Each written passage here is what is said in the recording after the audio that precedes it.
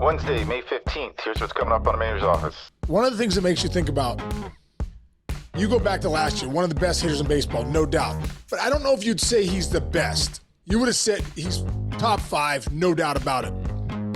Right. Now with him just hitting, think about that. Because before he's a starting pitcher, so he's doing things in between getting ready for those starts. Now that he's just focused on hitting, he's the best hitter in baseball. Right now, hands down. And I'm in love with the good life. Can't give it up. Make it to the top. Keep climbing. I wanna live it up. The good life. I'm coming up. I'm coming up. The good life. Good life. Oh, good life. Good life.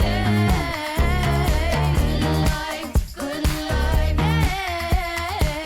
Boom, coming in hot chins. What's going on, brother? You got the boom. You got the boom coming in hot chin shirt on, baby. I do, and you got the Fordham Rams going, bro. You're proud papa. Proud Rams dad? Dude, Dad, you right? kidding me? Proud papa. My daughter Carly's going to Fordham. I'll be paying them a lot of money in the next 4 years. I'll tell you that right now.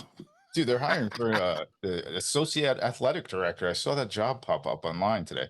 Oh, are they really? Yeah, once you take the job as the associate AD and you can follow your daughter around campus. Still love that. Sure. I still think that's awesome. Dude, how about, you got a family member, Matty Chinch. Yeah, my Fordham. cousin, the Fordham. What is it? The Fordham Rams? Fordham Rams. My uncle Andy is in the Rugby and Football Hall of Fame for the Rams too. Wow, dude. Going to Fordham, man. The coach that coached Pete Harnish, who he loved, Gallagher, loved me when I was in high school.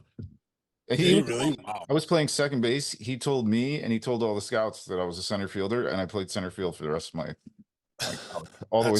That's awesome. That's awesome. I love Fordham. I love Dude, Fordham. it turns out my mom told me that, my parents are from New York, so my mom said that her mom's mom, I might get this wrong, but I believe that 4 of her brothers, so her mom's 4 brothers went to Fordham.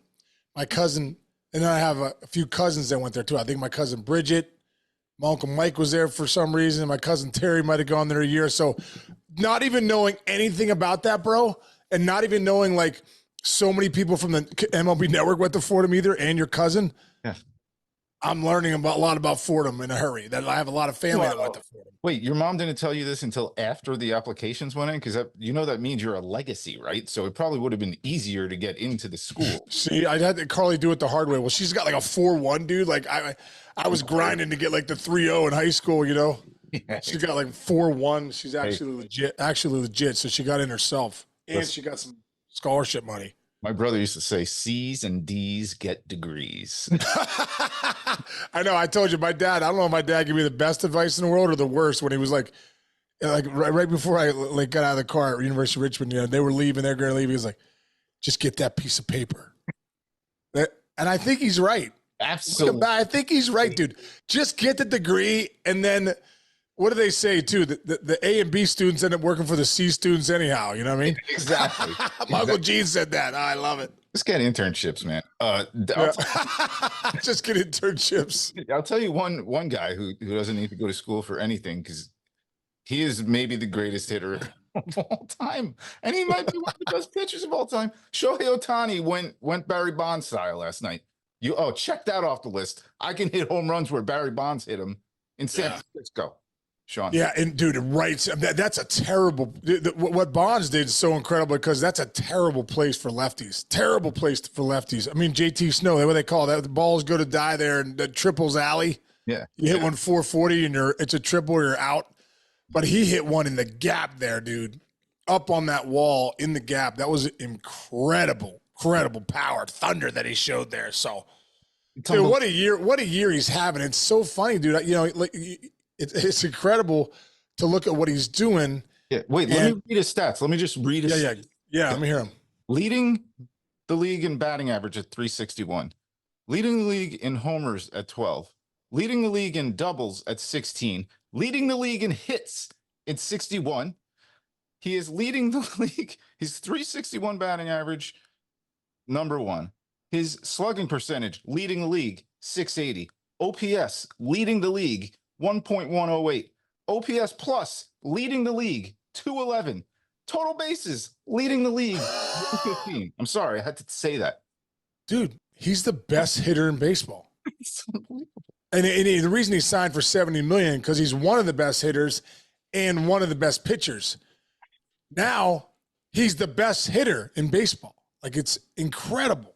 It's incredible. Absolutely amazing, dude, what he's doing. It's absolutely amazing. And he's got like 10 bags, doesn't he? I want to say he's got like 9 or 10 bags. He's got 9 bags, dude. 9 bags, yeah. He's got 30 ribbies. I didn't even say that. He's up towards the top of the list of that. It's amazing. I'm watching a Yankee game last night. I'm like, wow, Juan Soto's hitting in the 320s. He's such a good hitter. Now I look over here. This dude's hitting 361, man. No, dude. And dude, it does make you think. One of the things that makes you think about, you go back to last year, one of the best hitters in baseball, no doubt. But I don't know if you'd say he's the best. You would have said he's top 5, no doubt about it. Right. Now with him just hitting, think about that.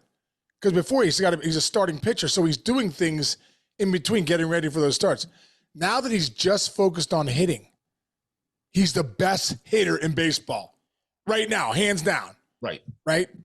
It's just interesting. It's interesting when where your focus goes, your energy flows. All his energy and focus is now on hitting, and he's the best hitter in the game. Yes. This is like beyond Miguel Cabrera numbers, beyond Pujols numbers at the moment. I mean, obviously, it's a long season. Right. It's over. And speaking of long seasons, it made me go back and think, because you talked about Sean Casey's had some pretty good halves of baseball. I'm gonna go back. What year is this? You'll remember the year when I say it, dude. At the break, you were hitting 371. Dude. Oh, that's 1999. Okay, 99. 371 was that's why that's your favorite team. 371, 17 homers, 57 ribbies, 25 doubles, on base 426, slugging 623. You're like, you had a first half like Ohtani's having, right? Dude, what was my OPS? OPS was 1.049, dude. Bro, I do. It is incredible to think back. It's funny. I didn't know those numbers. It's funny to think back because I do. When I ever see guys hitting like 361, like when Ohtani, I remember a couple years ago, Daniel Murphy's hitting like 360 something, 370. And I'm like, I remember thinking I was hitting 371 at the break in 1999. And I didn't know my OPS was like 1,050. Yeah, it was. But that was that's what I mean, dude.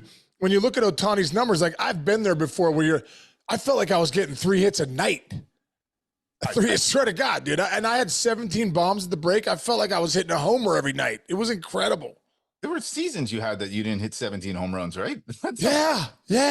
Were you like, wow, I'm that good? I'm Barry Bonds? No, I was like, oh my God, how do I keep this going? Oh, and also, were you starting to get asked, do you think you could hit 400? Oh, dude, it was because I think in June I was hitting 390. At the end of June, I was almost hitting 390. Holy. And they were asking me, do you think you hit 400? And I'm like, leave me alone. I don't know whether a guy with my speed could hit 400. You know what I mean? You know what I'm saying? I mean, seriously, I think the next guy will do it. I think someone will do it. This guy can? It'll be a speed guy. It'd be like a Ohtani. It would be an Ohtani type hitter that can, get a few hits here and there just by, infield hits. He is so unbelievable. It's like, it's not a dream. Like, this is really happening. We are watching one of the great, don't look away from this guy, folks. Like, we've reached a point where we almost have something that was so, remember that 98 home run chase? We have a guy right now that like, you have to turn the TV on to see what did Ohtani do last night. Yeah. That's amazing. It's amazing. It's must-see TV. What's crazy too, bro, is the other guy you kind of is must-see TV right now is the guy hitting ahead of him, Mookie Betts. No. So it's crazy. And then Freeman's getting hot. I don't know if you've seen the numbers. Freeman's hot. Will Smith is still hot. It's incredible. That lineup's just top to bottom. But you're right, man. Ohtani, we all need to tune in, pay attention because, this guy is the real deal. Yeah, it's unbelievable. All right, let's go to the mound because we'll go to the mound and then we're going to kick somebody off of the mound. Dude, Blanco for the Astros. Substance, they do it. They check in the first and the fourth inning, I think, nowadays, right? You were in a thing. I don't think they might not have they might have forgotten or something to check him in the first inning because apparently they might not have, but they went the No, I dudes. think they did, dude. Oh, they did. Well, the umpire think said they in the did. fourth inning it was the stickiest he's ever felt anything since they started doing that. Uh, yeah, it's what he said. He's like, I had to take the glove. It was the stickiest. I've never felt any sticky. It was a very cool interview in a post game. And even the manager of the Astros, he's like, I think Rosin might have gotten caught up in there. He's like, I don't know what he did, whatever. But forget about that. They did the right thing. Umps did the right thing. They're not looking for people to kick. Right. I don't think they want to eject people. Oh, that's number one. But number two, like this brings back the feel and holding the baseball. And now you were in clubhouses last year, and like you have good friends who are pitchers who are pitching in the game right now. Like as a hitter, what's your take on when the pitchers want to get the grip? And then your pitcher friends, what do they say? Because they don't want to hurt anybody out there. This comes up every 5 or 6 years. I mean, I don't know. I think it's reasonable. I think get reasonable stickiness. I think it's okay. I think when you start to see like the spin rates going up by 200-300, RPMs or whatever they use spin rate on, I think that's when you're like, okay, that's a lot. Yeah, That's a lot. But if you have I don't mind, dude. The rosin to spit can get it sticky. But even if you have something else on there that's sticky but doesn't, like, you're not like becoming a different person. And throwing a spitball or something. Yeah, that's like, I remember Charlie Blackmon a few years ago before they really hunkered down on the sticky substances. He said, I remember him saying, it's almost unfair now because where I think the slider is going to break, it breaks again. So it breaks, and then normally with 150 years of baseball, you go to swing, and the thing is still breaking. He's like, it's incredible. Never seen anything like it. And so when that's happening, that's not okay because it's tough enough to hit when things are even, let alone when your RPMs or your spin rate and your exit velos and your vertical breaks, obviously on a different level. Yeah, I agree with that. Also, yeah, it's when they're trying to go to a next level to create something that they can't physically do on their own. That's like, what's the Negro? I saw the video. He has the file, the nail filer. Yeah. Now that's cheating. Or like the guys in the Black Sox scandal, the guy's rubbing a ball on his on the leg, or like in a major league. Yeah. This is what it looked like with Negro. He's like, what? He's like, what? That's one of the greatest pieces of video. And then the umps are like, whoa, what was that? Good job. Nice. Yeah. So I think it's a simple thing. Hey, I'll tell you what, though, Alex Bregman is starting to hit a little bit.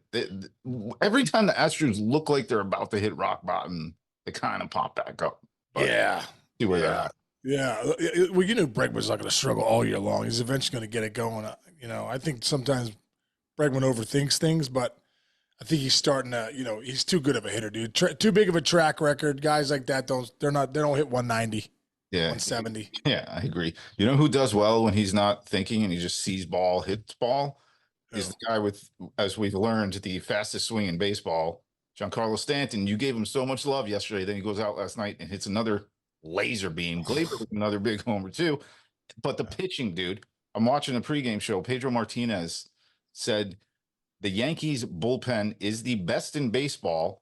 And then J-Roll and all those other guys were talking about, hey, they have a lot of starters on this team who were aces before and now have to get back into that ace form without Cole on a mound. And you saw that last night. Yeah, man. Well, first off, that bullpen has been lights out, especially Clay Holmes. I don't think he still has 0 ERA, right? I mean, that's incredible. We're in May. Yeah. And the back end of that pen's been absolutely great too, leading up to Holmes. But, we talked about at the beginning, Chance, that rotation, if they could just hold serve until Garrett Cole got back, and you said it yesterday, I believe, like that's like making one of the best trades in the game to get the best pitcher into your rotation. Well, the one guy that I thought really needed to have a great year, and it turns out he's done a lot of great things in the offseason, got in good shape. Mentally, he seems like his second year in New York's a lot better, is Carlos Rodon. I mean, he's really, really pitching and pitching great, man. He's pitching, we're already into the middle of May, and this guy has really had some great starts and kind of kept the Yankees right where they needed to be. But I felt like he was the guy that really needed to step up, and he has, man, big time. So what a great sign for the Yankees that, with Cole being out, they've been able to, Luis Gil's been really good. Stroman's been good. Clark Schmidt's been really good. And then Rodon's been really good. And, we're sitting there. Garrett Cole's going to be there soon. So it's an impressive rotation. At the end of the day, you don't win the AL East or win in the big leagues without depth in your rotation. I'm talking like 5, 6, 7 guys, so at the end of the day, the Yankees have done a great job, Cashman, Booney, putting this team together and looking at it saying, okay, we have depth. And the good thing is they've been able to weather that storm at Garrett Cole. And when he comes back, man, you might even see another level that the Yankees could go to. This is the closest to a legit championship type team that they've had in a few years, to be honest. Yeah, no doubt. Pretty amazing. So good for them. Hey, one guy that consistently is the only guy kind of right in the ship in Cincy right now is a guy who pitched last night. Hunter Greene. Yeah. He is a super stud. The Reds have been scuffling, dude. Scuffling. I don't even know if I think that's a nice word to be putting for it. But Hunter Greene is literally consistent. If they fall out of it, you're not trading him ever, right? Or do you have to trade a guy like that? No, dude. I think he's your future. I mean, we're just talking about the Yankees. I mean, you win on the bump. You got a guy that throws 100 miles an hour, great stuff, still learning his craft. I think this year he's kind of putting a lot of things together. So, I mean, the Reds are scuffling right now, dude. But the one bright spot has been Hunter Greene. I really think when I look at that team, though, man, they miss McClain. They miss Matt McClain so much, dude. He's kind of that heartbeat grinder type guy.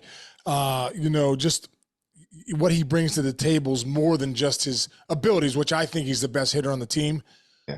But top to bottom, I think they really do miss McClain. But listen, if there's one bright spot right now, Hunter Greene is that bright spot.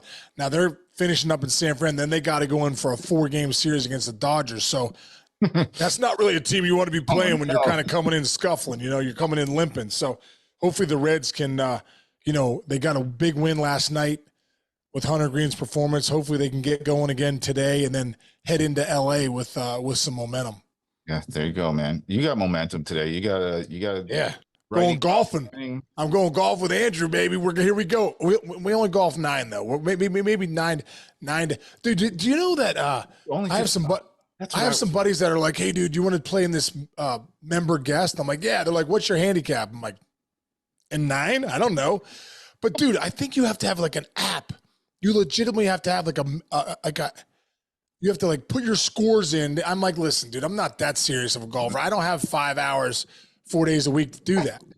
I got 2 hours to go golf 9 holes with good company out in the, out to appreciate the trees and the birds. And I saw a fox the other day running down the 8th hole. A baby fox was flying with birds like chasing it. It was kind of one of the coolest things ever. It was like almost like a scene from like Snow White or something. That's amazing. Dude, I have a raccoon that I've been fighting with for 4 nights. I'm gonna tease that because you're going. Did you get it? All right, tell me tomorrow how it went. Ladies and gentlemen, tomorrow you will get the story. Macy's involved. Wow. Cardboard box at this thing the other day. Oh, dude, I can't wait to hear. All right. Go hit him straight. Okay. Is that what they say? Right, I'm gonna hit him straight. I'm gonna hit him straight, brother. I know I will. And everyone out there, keep hitting them straight. We just saw the downloads went over 3.1. Did you see that? I was going to tell you that just now. I meant to mention it. Yeah. So last couple of days, you guys have been clicking on that YouTube page. Please keep doing it. Please. Yeah. Please keep going. We need to get to 4,000, and we're going to have big prizes. Big prizes for everybody. Hey, and remember, it caught mortgage. No. No. And don't forget, Chinch. It doesn't cost you any. Tell the folks. Yes. It doesn't cost you anything to subscribe. It's not like you're subscribing and then you're paying. Look, you're subscribing just to help us, so we can let YouTube know people are listening and watching, and we can get some. We can maybe make a couple bucks. That's all you gotta do. You ready? Bunk. That's it. That's it. That's it. That's it. Just like that. All right, buddy. All right, bro. Have a great rest of the day, Chinch. I'll let you know how it goes golfing, and let me know how the raccoon is, if you got him or not. And we'll see everybody tomorrow. Have a great day.